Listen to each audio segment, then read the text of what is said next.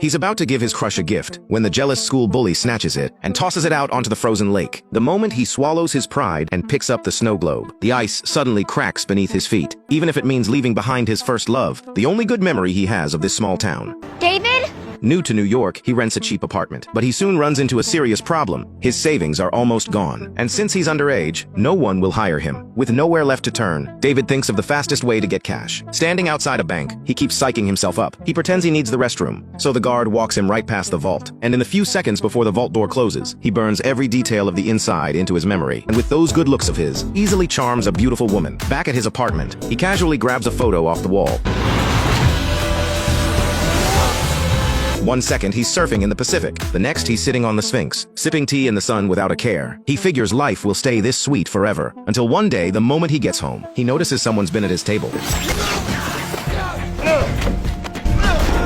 He hurls David back down to the first floor, his high-tech rod instantly extending into a cable. He closes in step by step. By now, David is nothing but his prey. At the critical moment, David makes one desperate move and jumps into his home vault, fighting through the searing pain of the current. He cuts the cable off in that very night. The two finally become a couple. Come morning, David wants to make Millie's childhood dream come true, a visit to the Colosseum in Rome. But as luck would have it, it's closed for maintenance. So he simply teleports in and opens the staff entrance, giving her a private tour of the whole place. But just as David makes an excuse to step away and is about to open one last door, a curly-haired man suddenly stops him, mocking him for having the nerve to be off playing Romeo. David wants answers. Did you think you were the only one? Turns out this curly-haired guy is a jumper too. He's been watching David for a long time, at that bar in London, at his first love's bar, and now this trip to Rome. The flashy way David throws his power around is in his eyes nothing short of asking for it. But they've noticed, don't they? These two clearly belong to the same organization as the chief. Curly reacts fast, but David, half a beat too slow, gets snared by a cable. The world isn't as simple as he imagined. Knowing he's in deep trouble and to keep Millie out of it, he chooses to put the romance on hold and deal with the crisis first. I can't get on this flight with you, Millie. This is as far as we go together.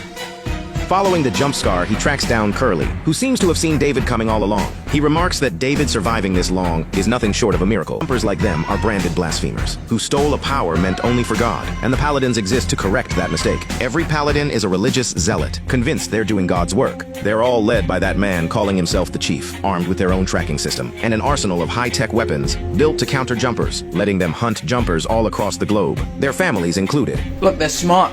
They're fast, they're organized. No matter what, they'll kill anyone that gets in their way. Like your family, your friends, that little girlfriend you're traipsing around Rome with you. They're dead.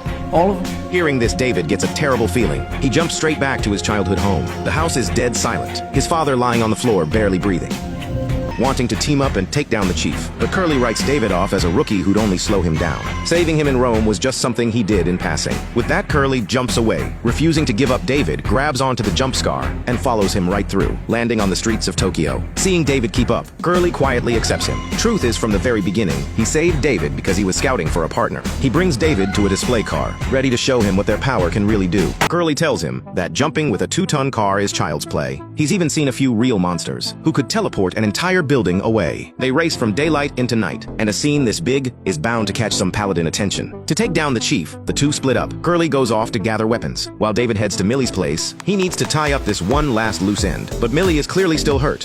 With the crisis over, at least for now, David takes his girlfriend off to see the world. No planes, trains, or cars required. David's mindset after getting superpowers is probably a lot like most of ours would be. The first thing on your mind probably isn't saving the world. It's either lying low and leveling up, or treating yourself first. At the start, he lived for pure pleasure. He fled his small town, ran from every responsibility, lost in the absolute freedom and luxury his power provided. Never facing his past, never planning for his future, with zero sense of duty to anyone. His power served nothing but his own desires. But once he realized he wasn't the main character of this world, crisis forced him to grow up. His father's passing, the life or death fight to save Millie. After all of that, he's surely no longer that selfish kid or deliver packages.